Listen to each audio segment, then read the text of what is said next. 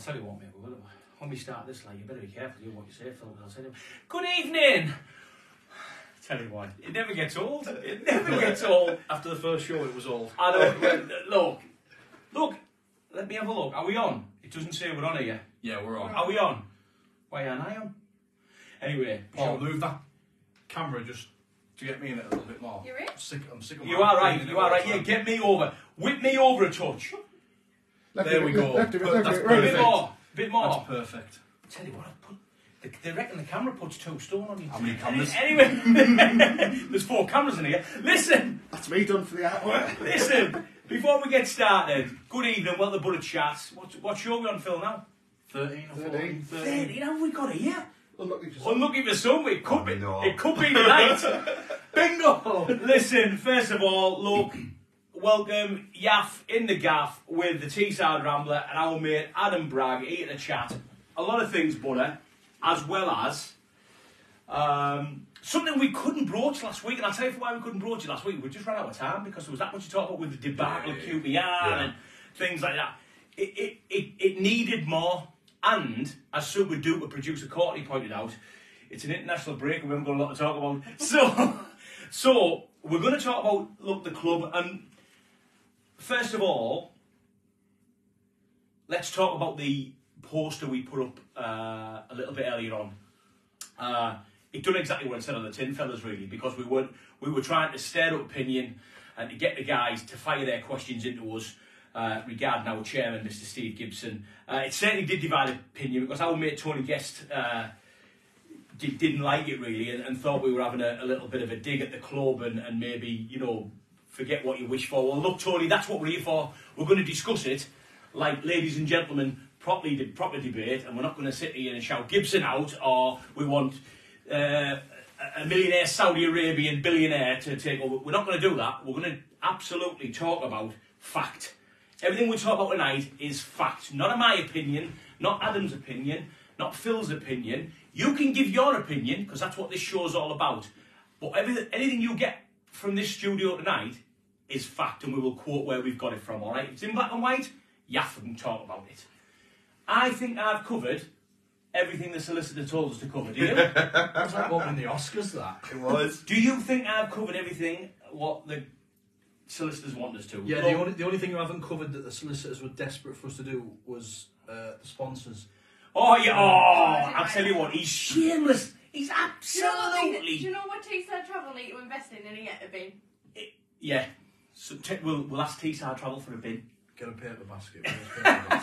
Look, I'll say it like I say it every week. Thank you to BT Promotions, Tony and Baz. They keep us going here at the Eston Normally Social. Thanks to them. Thanks to Tony and Baz from BT Promotions. Thanks to, who else, Phil? Teesside Travel. Absolute shameless he is. Another sold-out coach I've seen there, going to Blackburn. Yeah, and only a few seats left for Bradford as well. Oh, yeah, he got that in and all. So look, thank you to the sponsors. You're absolutely fantastic. We wouldn't be able to come on here and do bits and bobs out with these cameras and lights and all that, and making me look a little bit bigger than I am really. Anyway, I alluded to it last week, the Steve Gibson podcast. Now look, I need to get this on here, don't I? Each year, Super Duper. That's Super Duper producer Courtney's arm. It's just an arm on a stick. So, I don't think you want me to read that. It's a message to Phil. No, it's alright, it's just the link. Oh, it's the link. Up there somewhere. Sorry. You've clicked off That's it, not a that's link what to you've me only. done. I tell you what, Phil. Don't scroll up. Don't scroll up. I tell you what, Phil. Get off the pictures. I tell you what, Phil. That's a dirty sink. He's telling you. He's a big lad, him. Anyway, listen. I'm going to read you this, and I've got to do it because you'll need to know where we're getting it from. All right? So, this... Phil, what date was it? We've got the date, haven't we? It was in 2022, this. April. 11th of April. 11th of April 2022. This was originally brought out by the Evening Gazette and Teesside Live. It's actually been republished in the last couple of weeks about a podcast about our chairman. So, the article reads, football finance expert spells out just how generous our owner, Steve Gibson, is to Middlesbrough.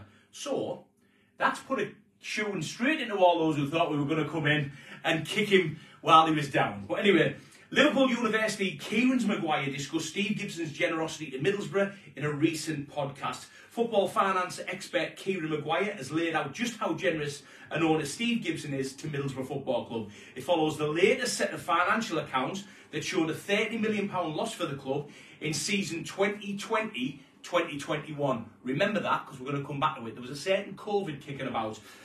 Despite the losses, the Boro owner and chairman continues to pour his own money into the club as he strives to help Chris Wilder, who was the then manager, as much as possible in the ambition to get to the Premier League. Gibson's generosity was the subject of a recent Price of Football podcast. That's where the information's come from. So Teesside Live, Evening Gazette, Price of Football podcasts. Solicitors are over the moon. Hosted by comedian Kevin Day and featuring the insight analysis of Liverpool University lecturer, financial expert Maguire. During a recent Questions podcast, one Middlesbrough fan, who will remain nameless, emailed in about Gibson's contribution. Oh, come on, what's happened there? The fan question read, there is increasing division between supporters who believe Steve Gibson to be our saviour, who only has the club at heart, and others who believe he's lost interest in the club by drawing money out of it over the years and saving tax by using the club against the more profitable interests. By going back through the accounts of the club, can you see what he has taken out and see if the net benefit, or see if he has indeed got more money than sense? So that was the question from a Boro fan to this podcast and to the financial expert. Now I'm going to get the bit out what the host said, because he made a bit of a joke about it. But basically, Maguire, the financial expert, said Middlesbrough have lost over years £233 million, and a vast majority of those losses have been covered by the chairman, Mr. Steve Gibson, either through buying shares in the club or lending money to the club. If you take a look at the accounts, it says, yes, we owe Steve Gibson somewhere in the region of £100 million. Bear in mind, this was 2020-21 season. So these figures are accurate to them.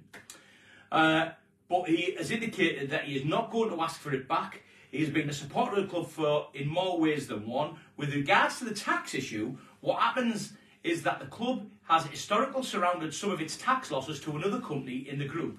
Mr. Gibson has a very successful haulage company that is what's known as group relief, and it was perfectly legal. It should be noted that this is no longer goes on, because the government has changed the law on that. But it should be noted that it no longer goes on, and I think the rules have recently changed. But if you lose money at the football club and the haulage company is making money, what you could do is offset the club's losses against the other company's profits and reduce the overall tax bill. So that has happened, but not anymore, because obviously it's not allowed to happen. In terms of who's been the greater beneficiary, Steve Gibson has put a hell of a lot of money into Middlesbrough Football Club. It's been transferred in terms of group relief. His net contribution is still, we are talking somewhere in the region of £200 million, based on the calculations from that year. It concerns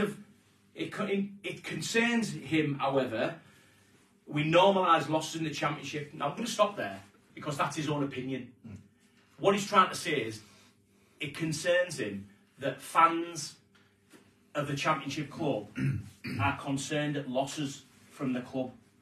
However, when a big signing comes in, or when something good happens, they never say, where have we found the money for that?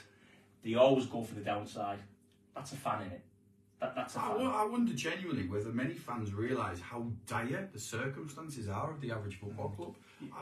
People I talk to have no comprehension at all, amongst my friends and my fellow fans around me, of just how much of a mess. I mean, I probably am right in saying there's not a single Championship club that makes a profit. Yeah. Well, look, mate, we did a bit of research before. Again, we've spent all week on this, really, and on what we can and can't talk. But look, we are not here to upset the club, first and foremost. We're a brand new fan show. We're trying to do a lot for the club. We're trying to get involved with the club. We're trying to do bits and bobs with Middlesbrough ladies. Middlesbrough women now, not Middlesbrough ladies. Middlesbrough women, by sending people to watch their games and maybe try and get interviews. So we're not here to slag the chairman off. But what we are here for, we're here to ask questions. Because as much as we might be that size of journalists, it's what we do. Every week, it's what we do. So we'll take the pats on the back when we get things right. But when you have fact, we're not going to get it wrong. because it's a legal minefield for us to get it wrong tonight. And we undenied, and I hope you don't mind me saying this, Phil. Phil was the biggest one who didn't want to do this show because he thought potentially, and let's be honest, potentially we were walking into a minefield. But I've been a season ticket holder a long time. I can remember going to watch the Boro with 4,000 fans at Ayresome Park. So I've been a fan a long time, and I like to say 1,000 times, it might be Mr. Gibson's club on paper, but it's my club as well. It's my club. Because chairmans come and go and fans are there every week. And then the other important thing to note there is we're talking about it tonight on here because the voices in the concourses, whether it's home or away, about this subject are becoming louder and louder. Well, people are starting to ask questions like, where has the Spence money gone? Where has the Tavernier money gone? Yeah. I mean, I don't think many people will know fully that we took out a loan as a club against the future payments of Tavernier's transfer. That's how bad the finances are getting. And there does come a point. But it's not just us as a club, like you said, Adam. No, it's I mean, that's majority. That's the norm. That's, in unless you have got parachute payments like your Leicesters, your Southamptons, and people like that. You know, this year they're sitting pretty, but the rest of the Championship clubs are struggling, and we have been. The club has been, and a lot of Championship clubs have been doing that for a long time. So for those who thought we were going to come on and stick the boot into Mr. Gibson or the chief executive or the football club, we're trying to give you both sides of the story here because we have got divided opinion on the terraces. Really, we've got people, whether we like it or not, do come to us, and it's generally away games. I'll be honest with you. Hey, Chaff, I've got a chat. He comes over and he'll tell me, and he'll vent his spleen about what he thinks I should be talking about on here the following Monday night. Yep. You should be saying this and you should be saying that, and now. We are not stupid enough to know that we know that people at the club watch shows like this because they have like PR teams what troll social media to watch things like this, and that's how they sort of get their fan reaction really. Because unless they're going to walk around and speak to people in the stadium or people at away games, how are they going to judge the fans' opinions? They do it in the least hostile way they possibly can. Yeah. So for us, like I say, getting back to it, for us, people thought we were going to come on, and like I say, look, I love Tony. Tony gets the bits, but I think Tony thought we were going to come on and have a go. And we were being a bit disrespectful to the club. Tony, look, you've been in a bit of journalism yourself. You know, we were trying to get people's opinions on so we can talk about them. But we're certainly not here to slag anyone off. But what I do want to make is some points, some valid points. We'll start with Tony's. He makes a very good one where he says, be careful what you wish for. So maybe let's have a look at the possibilities of what we could be wishing for. Absolutely couldn't hit the nail on the head more because I can see what Gal's put a comment there. We'll come to the social media comments in a minute because there'll be loads. But you are right, Adam, because Tony's right, be careful what you wish for. Do we want a consortium to come in here? And don't get me wrong, I know there's fans out there who do want that. I know, let's not beat around the bush, I know there's fans, because I've spoken to them, I know there's fans who've come who think that maybe Mr. Gibson and the Gibson family have sort of gone as far as they can. Thank you very much. You know, I don't think I've heard many people slag the chairman off, you know, directly. I think people know what he's done for this football club. The question what they're asking us to ask, and whether they think we've got a direct line to Mr. Gibson's door, like, but the question what is getting asked is, have we got enough? Because we only have to look down a list of Championship clubs now, and what is it, Phil, 13, 14 of them billionaire owners, is it? Yeah. So, I mean, we've got a small team up the road called Sunderland. I've got a young lad in charge whose net worth is 2.7 billion. And we've got a chairman whose net worth at the last recording was about 270 million, something like that. So I don't think anyone's knocking what he's done for the club, but there is people out there saying, well, how far can he take us really? You know, can we get promoted with the signings we're making, with the young kids what are coming in? Is the money available for that to a big experienced players, what Michael Carrick was going on about, which we haven't seen him come in yet. So that's what we're talking about. And you are right, Tony makes the point. So what do you want? Those who are watching us tonight, what do you want? for those who can remember, yes, the glory days of us being in Europe and, you know, coming back and lightning strikes twice and all them DVDs what came out, it was great, but it was a hell of a long time ago. 20 years since our club won the Carling Cup. So the irony is that Gibson was probably the person that really stirred the pot in terms of let's go and spend money as much as we can. He was the first person to spend £40,000 on wages. He broke transfer records that had never been heard of. So he probably was, if we're going to be looking at this, he was one of the first that ever did that and paved the way for other rich investors across the world to think, oh, that's an idea, isn't it? Let's go and spend a bit of cash. I mean, you always got your Liverpools and your Man Uniteds at the time who were always going to spend money anyway. But not long after Gibson reached his peak, you got Abramovich, trying to say it in the correct Russian pronunciation, but I'll say the British one, Abramovich. He came along and started throwing money around. And then before you knew it, Man City had big investors, and now it's the norm. I mean, there will be people, there'll be Boro fans watching us tonight who can't remember really how Man City were the small brother, weren't they, to Man United? Like, Main Road, they never had a penny. And, you know, the likes of Joe Royal managing, they didn't have nothing. And to think that they went all the way down to what's now League Two and struggled to get back up. And it was only at some point during the time they were working their way back up that they got some investment, didn't they? That Chinese gentleman who ended up in prison. Yeah. You know, say no more, say no more. Is that what we need? Is this? Well, you joke, guys, but Tony's point is right. Be careful what you wish for, because at one point City were a laughing stock. I mean, I know the Arabian family have come in now and put the money in, and they've put a lot of investment into the whole infrastructure surrounding the club. For a long time when they took over, they were outsiders. Yeah, absolutely. Yeah, I mean, look, we've got Newcastle up the road. Look, I hate to say anything, you know, but you have got. Look, I work with a Newcastle fan, and the first thing I said to him, I said, "Oh, have you got your holidays booked for Milan?" Yeah. He said, "Oh no, can't get a ticket." I went, "Don't lie, you can't sell them out." Because by the way, they haven't. If that was Boro going to Milan, they'd have sold every single ticket and more. And Newcastle can't sell their Milan. So you cried for years for what you wanted. You've got it. You can't sell your tickets out. That's another story. We're not going to go on to Newcastle. But we've got them up the road there, obviously bought out. More money than God. They seem to be doing everything right at the right, you know, keeping fans on board with the right type of signings. But City done that. It's a bit different. I think one thing we have to recognise is that when City first got money, and when Chelsea first got money, when we first spent money, there were no financial fair play rules. Yeah. Those rules didn't exist. And that is a big thing this day. Their first big signing was it Robinho? Yeah, we thought he was going to Man United. Yeah. You got there, you wondered why the shirt was blue. The good point there Adam's made is Tony Guest is right as well. Be careful what you wish for. And we could probably go on and analyse this all night. There are billionaire owners out there that do own football clubs, however, don't provide them with the investment that the club wants or the fans certainly want. So we could go out and find a consortium to take over the club, and it might be worth £300 billion, like the Saudi investment fund that Newcastle are currently benefiting from.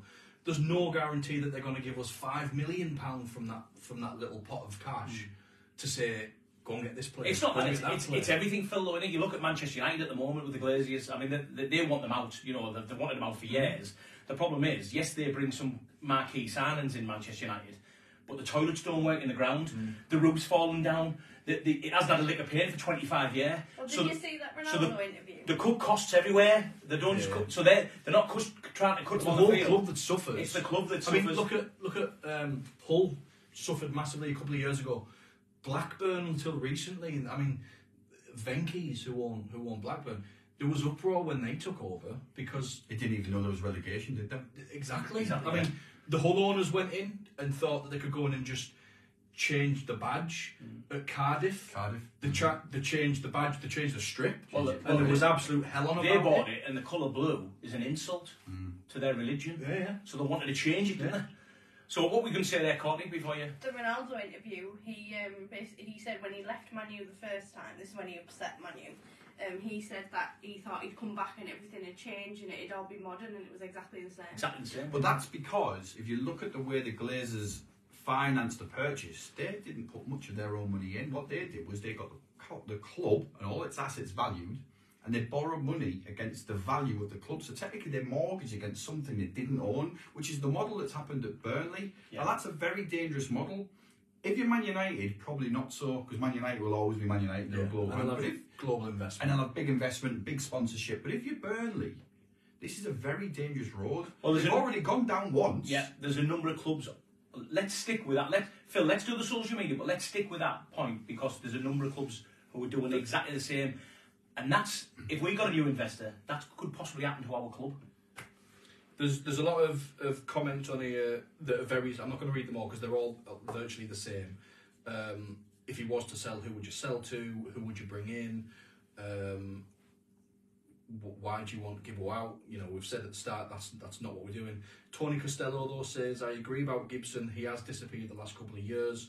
However, who would you want to take over the Borough? With regards to the poor start to the season, I think it will click and we'll motor up the table. Wise words from Cozzy. Always wise words from Cozzy. Our friend Ian Galloway says, small town in Europe, we've got to be realistic. We are not a city with a massive fan base.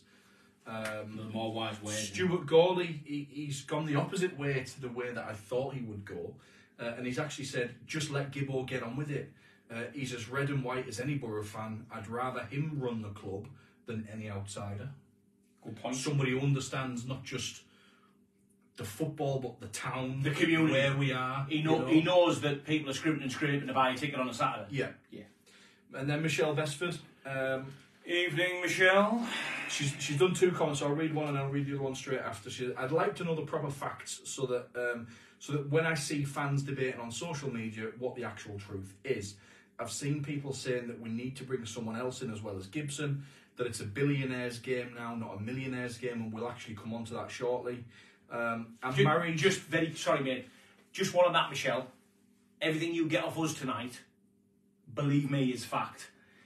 It's out there in the social media, in black and white, in print. So everything you hear out of our lips tonight is fact. It's not hearsay. We're not trying to rumour monger. We're not trying to upset anyone. It's fact. All right. Just wanted to get that in there for the solicitors. And just going on to that last bit. I'm married to a Newcastle fan. Who's this? This is Michelle. Right. She's getting no more yellow Michelle's for me. She's getting... That's just broke your heart. She's, not the fact she's married, it's the fact she's married to a Newcastle fan. I mean, the Newcastle fan. I was of the mind rich owners mean big bucks, but FFP means you can't just spend what you want, doesn't it? What I will say about Newcastle fans, and if your husband is like 90% of Newcastle fans, they forget this. Ashley out, get out my club, you effing fat dad. All that.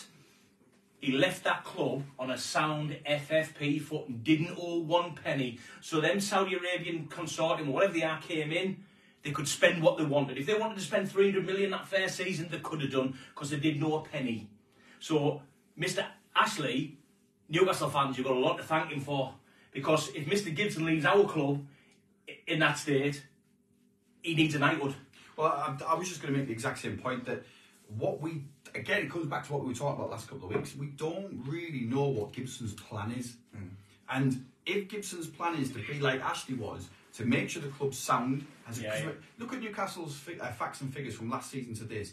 They've something like 300% increased their revenues from other ways of making money, like kits and getting fans all over the world excited about Newcastle branding. Abroad advertising. Yeah, abroad. So Gibson, if he's got this plan, they could almost, I feel like, I know we said it last week, I could almost hear it.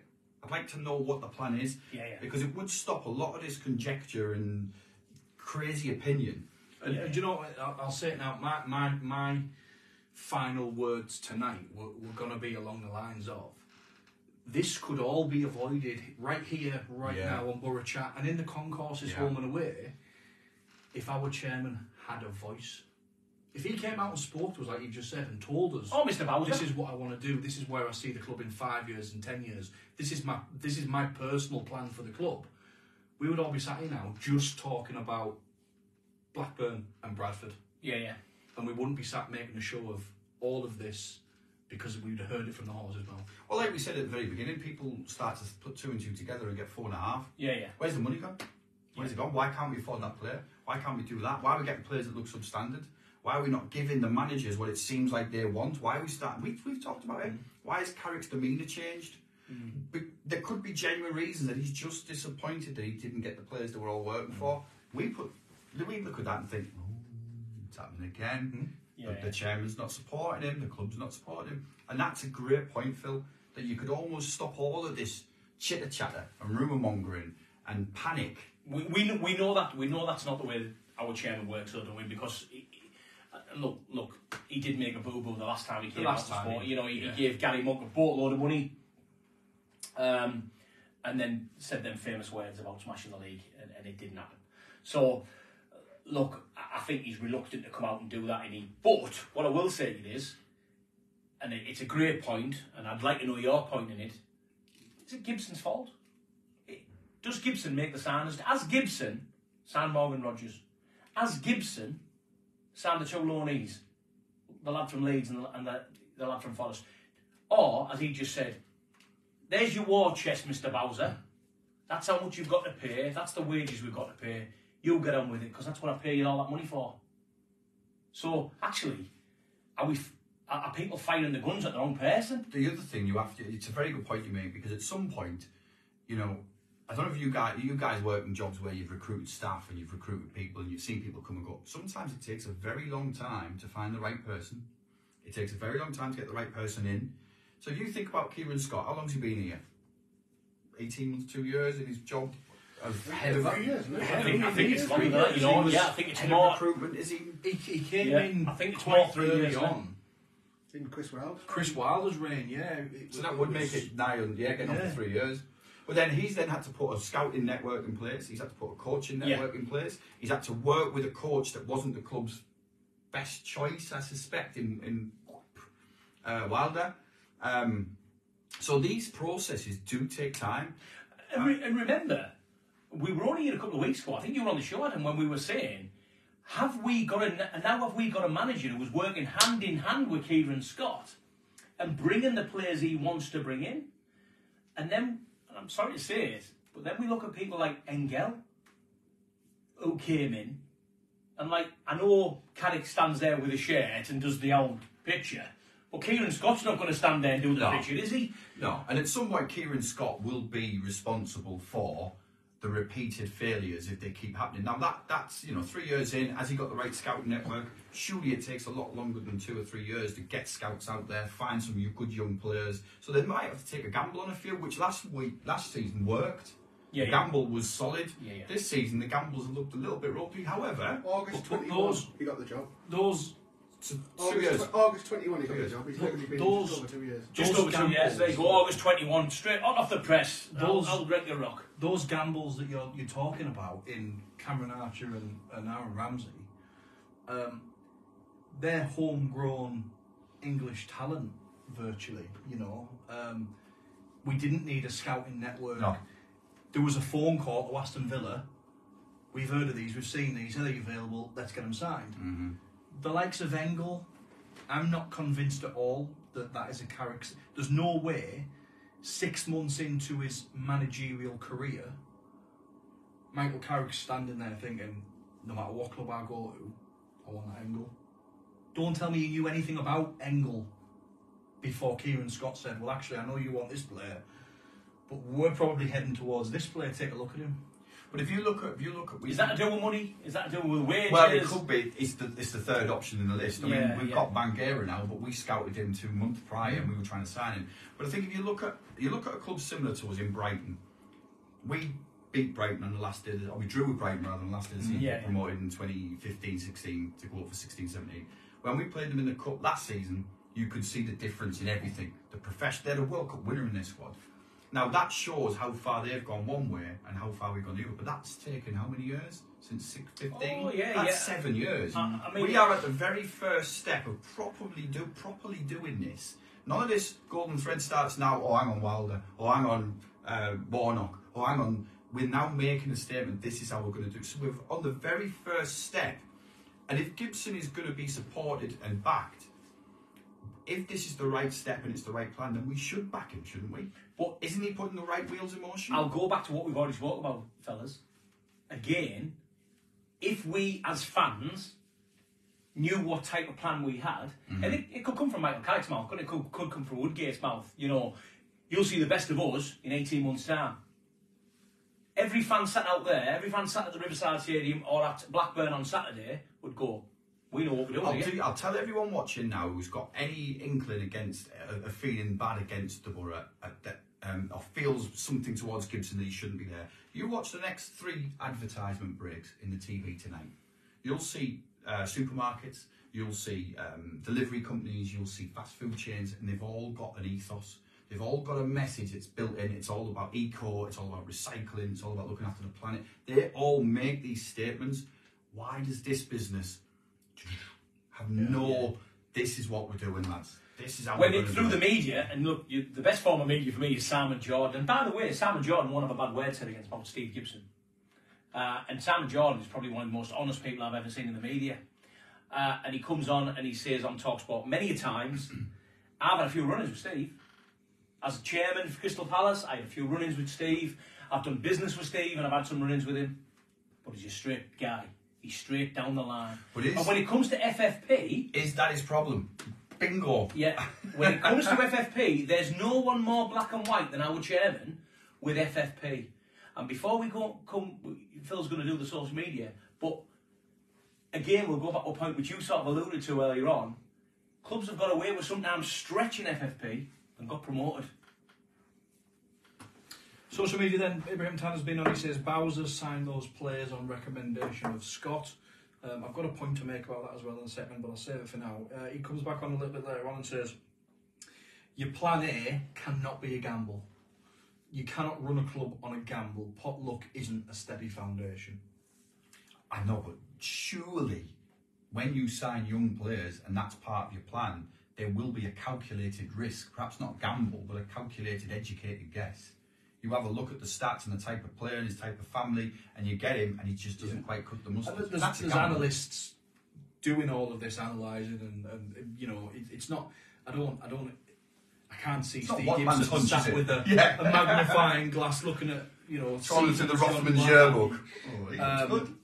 But there will be a group of people advising and sort of trying to say, well, this model's worked and this model's worked, this hasn't. But there are elements of this that has and elements of this that has, and maybe we can. But one other point before I read that out is, when Wilder went, quite sort of famously, I think it was Kieran Scott made the comment that we've now got somebody in place that is buying into or has bought into the vision or the ethos of what we want this club to be. But if that's the case, why haven't they told the fans what this is? Well, you hear in the media, don't you, the Gazette and the Northern Echo talk about, as if they've been told, that we're sticking to financial fair play really rigidly. Okay, we're hearing that off them, but that's you guys. We're not hearing it. And with all due respect to most football fans, they're not geeks like us. They work hard, they enjoy their evenings, they go to the match, they don't read everything. They tune in and listen to geeks like us. Yeah. This might be their only outlet. Their outlet of trying to get their point across. And that's why, let's be honest, and that's why we broached the subject. And look, when I say this, I am not having to go at any other. We've got a lot of friends who do this. You know, a lot of friends who do shows like this, they do podcasts like this, they do things like, but wouldn't broach this subject because they don't want to upset you, the fan. But unfortunately, them same people, because I see them go to the games, because we go to the games as well, Phil, that's how we come on here and talk about it. Them same people are getting asked the same things, and we just thought we would broach it on here. So it's like that. It's like that motto, isn't it? I can't remember who said it, but does it go something like, "If you're talking about it, we're talking about it." That's I've heard infringed on someone's rights there. I know. But this is The why. lawyers on side. Oh my God! But it's the lawyer sat at home with his tea, going, "Them lads are doing that well, eh? They haven't said nothing." The farmers come out the back. but it's true though, because we are just talk. You know, we're only relevant with what is relevant to these people watching. Well, we have to form an opinion based on what we see, what we hear, what surrounds us, what we read, we read in the press, what we read on other groups, and we can only form an opinion because the club themselves don't make the point themselves. If I had anything on this tonight, my closing gambit on this would be, and I think I've said it before. I'll tell you how far this goes back. I think I've said it on other shows. I know what he's going to say. Yeah. Go on. Is if the club just put out one statement. In fact, when I was a kid, the chairman used to have a page. It did. In the programme. Mind you, the programme was only 25 pence then. That's another story. But what I'll say is, the chairman used to have his notes in some grounds. What we've been to, Bolton, for instance, their chairman has a little snippet in. Coventry, their chairman has a little chat. Says, "Oh, this is what we've done, and this is how we're trying to." It could be done in there. It could be done in there. This is our plan. Now, do I expect our chairman and the chief executive to come out and lay all their plans bare so every other club can find out what we're going to do, how we're going to spend? No. But what you want to do is just drip feed us. Because we'll be there regardless whether you want him in or out, Mr. Gibson. We'll be there, whoever's sat in that posh seat, that padded seat above Carrick's head, we'll be there, or above the manager's head. In this current social media world, where every one of us rolls over the middle of the night and picks up our phone first before we go to the loo, and every one of us picks our phone up, and every second we're absorbing information, we're taking it in, and if the only information we're taking in is everyone else's opinion, it's a bit like COVID. You were desperate for those briefings, weren't you? Yeah. Retrospectively, it was probably the worst thing. I'm just going to finish off some of these social media. Go on. Stuart Gordon says, having problems signing the targets we want is down to the chief executive. The buck stops with him. If he is not performing, show him the door. Just touch that before we finish. Yeah. Lee Wardle says, I'm thinking Carrick has only got 6 games to turn it around. You're being generous. Yeah. Because I think it's a hell of a lot. Do you know what? I think Lee's got a... Whether it's 6 games or not, I think Lee's got an excellent point there, mate. Yeah. I think you in his for the pocket, season, I don't think they will. What, they'll give him to this full We season? can't sack another manager. I think if there's a risk at Christmas, of us finishing anywhere near the bottom 3, he's gone. I think What you left out there of Lee's... I haven't finished yet. You was started talking. Go on. The last bit of that, that's the bit what I think Lee's kicking over. We have really tough games ahead. We've got Southampton to come, Sunderland to come, and Leicester to come in the next 4 weeks, in the next 6 games. Yeah. We could be rock bottom in a month's time and 20 points from a top 6 position. Well, we could be 5 points from safety. Yeah. The way it's going, 6 points from safety. Lee makes a great point. So yes, we're talking about financial fair play and we're talking about the clubs being ran, but getting back to the footballing wise, Lee's absolutely right for me, because if that wasn't Michael Carrick and what he'd done last year, He'd be gone. Didn't we sack Woodgate after COVID? Mm-hmm.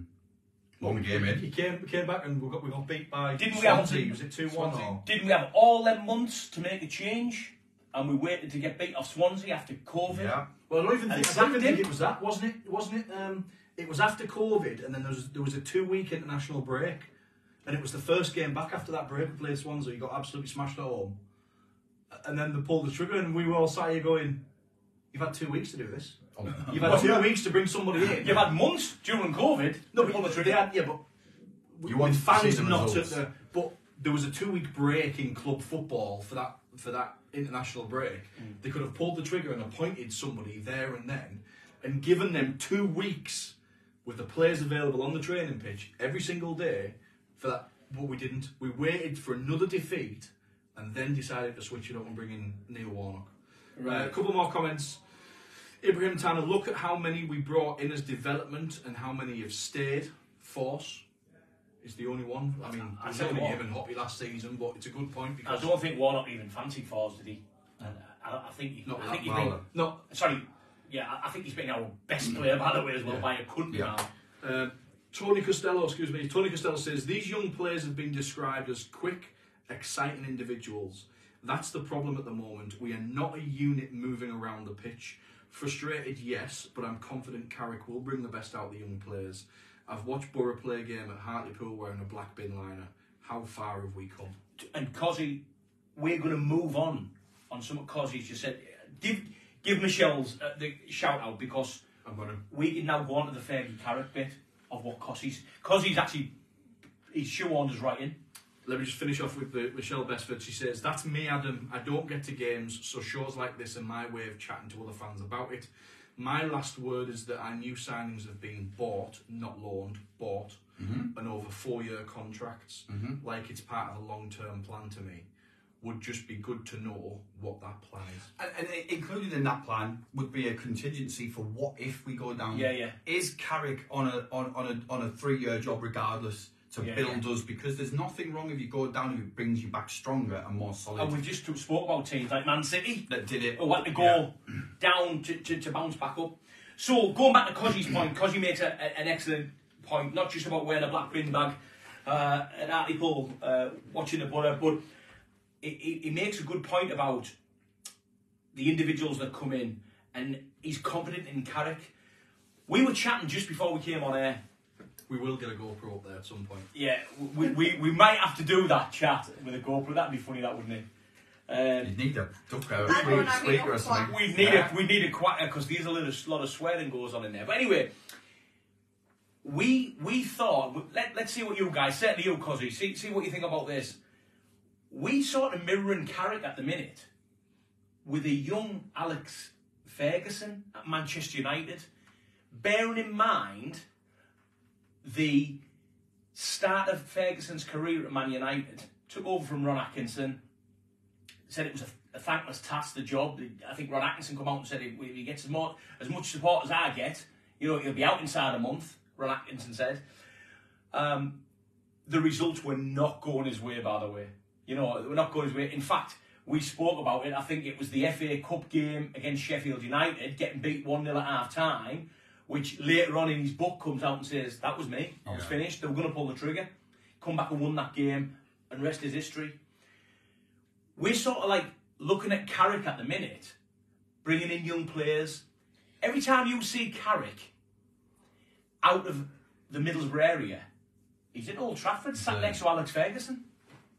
Now, you've probably seen him yourself on the telly. 3 times I've known him to be there now, where the camera pans to Sir Alex, as it always does, whether it's on ITV or any other channel, it'll pan to Sir Alex, and there's Michael Carrick sat next to him. Why?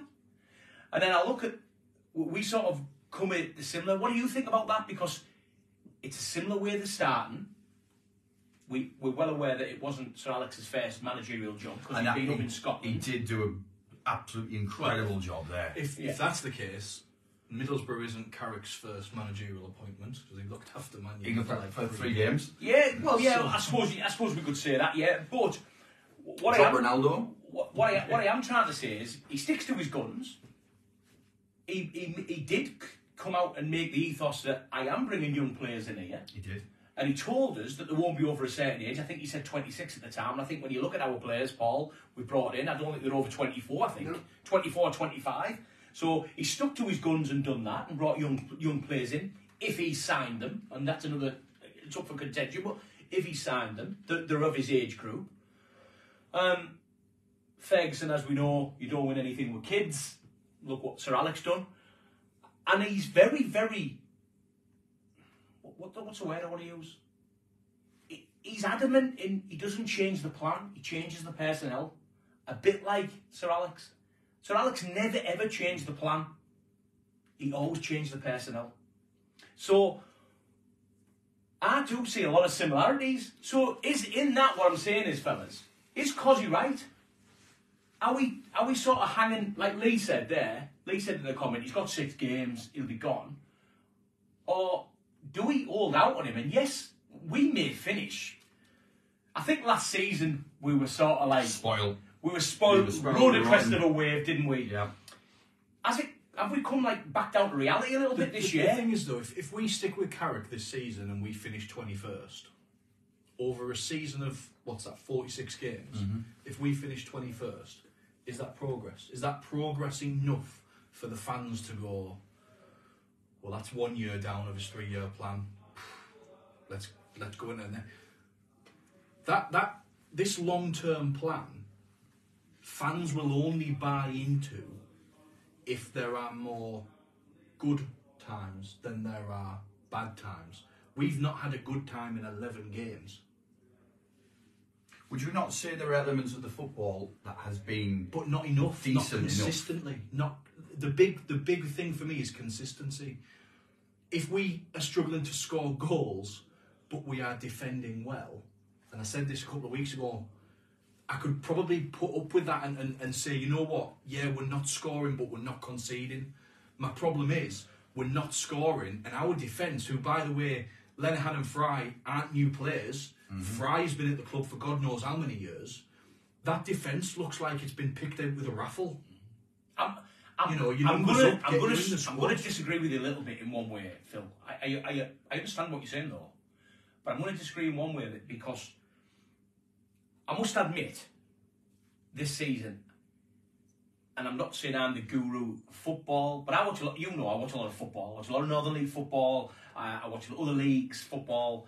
I can see what Carrick's trying to do on the football field, and I think I've said on this show before. I think the inexperience shows that he's telling them this is what I want you to do, and that comes from the goalkeeper as well at the back, playing them little short balls to Dale Fry's feet, and I'm going, oh no, but you know what I mean? But he's playing because that's how he wants them to play, and he's a manager who's going, well then if they score like they did against Huddersfield, it's my fault. There is also an element of sometimes when the player's not performing and they're under pressure to remove them away from it, and for me he's been a little bit too stoic. A little bit too stubborn. I personally would have gone back to the team he first put out of having fours in the team. Take maybe Morgan out, give him a rest. Maybe take Silvera out and go to the team we would have started minus Giles, Tuba and Stefan and stick to as close to that team and say, lads, get us back into a routine, get us back into a rhythm. Now we'll put Morgan in. Morgan, you see it. Now Sammy, go get it. You see that stubbornness sometimes isn't right. The thing is though, how and that's where nothing Ferguson was stubborn, wasn't he? And this is the similarity for me, because Ferguson was very stubborn. But I also think Fergie was ruthless. That when he needed to take a player out of the team, I mean, he was ruthless to Cleverson and Anderson and those players that weren't quite cutting them. But he had the players then, didn't he? But he also had. Have we got the players to say? Well, perhaps that's you and how could you be? That's what I'm about have to say. we got the players? We've got a lot of inexperienced players. At what point, right, does Carrick go? Because let's be honest, you cannot sit there and say that any longer than 10 minutes in any league game we've played this season, you've seen that consistent, good football that you're trying to watch Carrick develop. Because if you had, we wouldn't have lost in the manner that we did. No, you're not getting me. It's the way we're trying to play, and it's the mistakes we make. I look at that. But how long does it give? It's only my opinion. But when I look at that, when I look at them trying to play, let's go back to the Huddersfield game when we conceded the goal from the goalkeeper, right? I then watched us down at Bolton in the next round of the Cup. We conceded a goal which was from us. It was our fault. And I would probably say 90% of the goals we've conceded this season up to now have been our fault. In some way, Carrick would have to go back and go, I know why we conceded that, because we've done that wrong. Now, that might be an individual error. It could be a procedural error. It could just be a timing error. You are right. We haven't won a game. And if it's down to winning games, then Lee Wardle's right, because he has got about 5. If it's solely down to winning games, he's got 5 or 6 games. But let's not However, forget. I can see that what Carrick's trying to do and the blend of football he's trying to play, yes, it hasn't won us games yet. What I would say is, what's the answer to that then? We've answered we haven't answered it, but we've put the point across about Gibson. What's the answer if Mr. Gibson was to leave and who's going to come in and take it? But if, let's say we do, and it's all hypothetical, 5, 6 games down the line, Gibson pulls the trigger. Is Warner coming back? Are we bringing a dinosaur back? Because we just need to steal. And then what we'll do is we'll give him another year next year. And then all we're doing is run that merry-go-round of watching boring football. I loved Warnock to bits. He was a character. The problem is his football was crap. It was crap. You don't have to look at Huddersfield now. And I'm well aware that Huddersfield haven't got the players that he wants. But he looked at Tuba and couldn't get a song out of him. He looked at some of our players, Isaiah Jones, couldn't get a song out of him. And then Carrick comes in and gets a song out of them both. It styles. What he said about Tavernier and Tottenham bought. Yeah, it styles a player, I think. I understand. Anyway, that's my rant. I understand that. This 11 game non-winning streak. Because we've lost 9 and drawn 3. Yeah.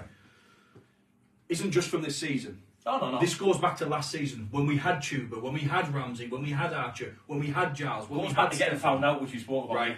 Well, So I think has his plan been found out? Yeah. If so, how long is he going to continue to use the same plan that hasn't worked in 11 games before he just goes, this isn't working, we need to change it, this is what we're going to do. When Howson got injured, and when Chuba got injured, and when we started to lose our way a little, Ramsey got injured as well, we suddenly started to struggle to create the chances we were making.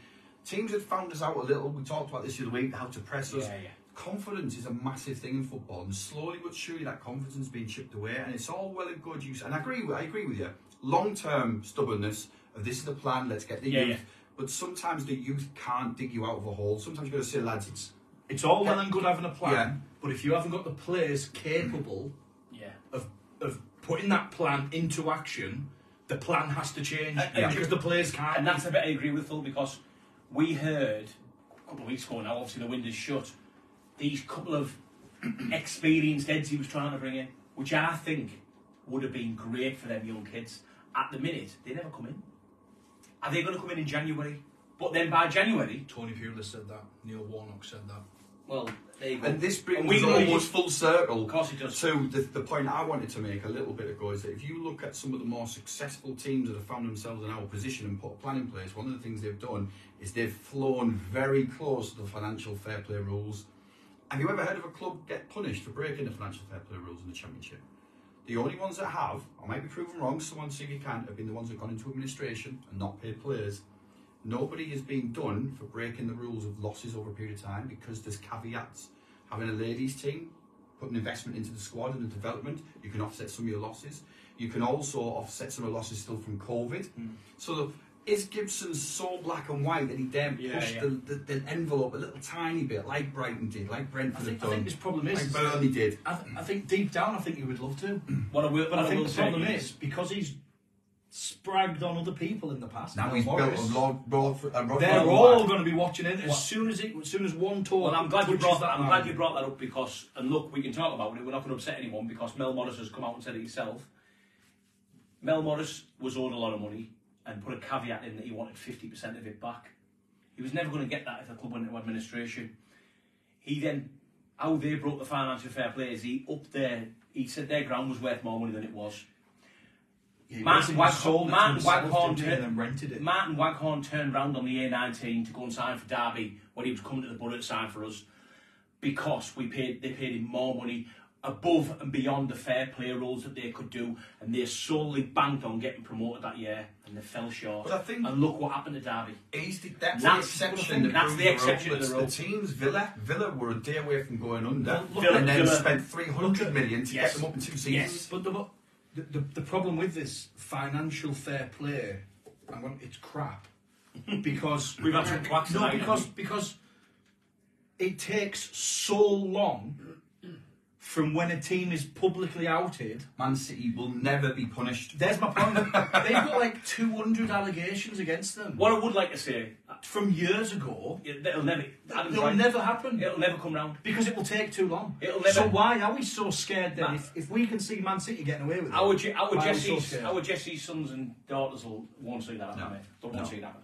And if it means just paying the player we really want, the extra, what is my business partner sometimes says he's a very tight person, very tight, but sometimes he will say, don't let the ship sink for a penny's worth of tar. And what he means is sometimes pay the extra to put the tar on to waterproof the ship so it doesn't sink. Exactly. Gibson sometimes, we don't know, again we're subjective here, we're looking at it from the outside.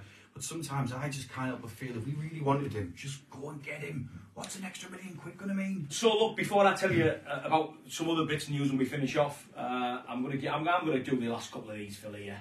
That was Michelle put her last one on. Stu Gawley's been on. Need to stop trying to add 2 and 2 and coming up with 5. Just back the team up the Boro, I'll say. Good point. Because that's all we're trying to do. Stu, you're absolutely right, mate. And we've come on. We've plied our trade as minor journalists, should we say? We've plied our trade. Paul Burke, the regular rocks come on and put England's under 21s 1-3-0. Hayden Hackney getting 84 minutes. He's got to be the star, hasn't he? He's the next one to leave for 25 million. That's the model. That's the model. Ibrahim's been back on. I'd stick with Carrick. Tony Cozzy's been back on. We will finish in the top 10, 100%. I'll have that bet. I'll bet you 20 quid, Tony. Cozzy, charity. Because I'm telling you now, let's do a charity bet. Cozzy. Charity bet. I'll have 20 quid on it. Hey, Cozzy up here. Gambleaware.co.uk. I'll tell you now, Cozzy, I'm with you. Yeah, so I'm going with Cozzy. I'm going with Cozzy. At the moment, it's not fun, is it? I'll put my 20 quid in. I think the Boro will finish top 10. Do you really? 100%. Yeah. Yeah, I think the Boro. I hope I'm wrong. I think we may be starting. We may just kick in after this little cup run. But anyway, we can talk about. Simon Smith's watching. Paul Brook's been watching. Look, I thought we absolutely two things. We've kept the solicitors happy, the lawyers happy, what we spoke about tonight, and how we brought that show all the way back round to finish on the first subject we started on. Have we done this before? We've done it before. So I look, think it's the producer. yeah, the producer and the stats man, it's got to be. So look, very quickly, because we're going to finish at 8 o'clock. Other news, 2 brilliant games of Boro women, 2 wins. I won't lie, I was feeling for them. The swing getting the rub of the green corner weather, and I thought this new lads might be up for the chop here. You know, best man. Obviously, they didn't back the last manager in Cammy. He was gone, and then obviously this new guy comes in, brings all these new players in, gets beat first 2 games. I'm thinking, boy. Anyway, does that not ring with the men's team? I was just going to say, there's a parallel there. Last 2 games. So the Boro women have turned it round. Michael's going to turn it round. And our last thing, all the guys who ran the Great North Run. For the MFC Foundation, congratulations. Yeah, well done. Making all that money. It was boiling hot. I watched you all on BBC Two. Quick mention to my cousin, Lee Tex Fitzgerald. He'd done it for Zoe's Place, which is just over the road here. Fantastic. Congratulations, you and your wife, mate. You're an absolute credit. Adam, it's always a pleasure, mate. Thank you very much. Rambler, thank you very much. Guys, thank you for all your input. Paul getting the stats. Thank you, Super Duper Producer. Thank you to our fantastic sponsors, BD Promotions and Teesside Travel. Couple of seats left on Bradford if anybody wants them. Get in touch. I'll tell you now, he's absolutely £24 a person. bad for it. 6 He's medals. bad for it. Hey, we'll see all you next week. We'll have been to Blackburn, won't we? Because the Rambler and the Yaff and the Rent a Rock are going to Blackburn. We'll see you all next week on Boro Chat. See ya.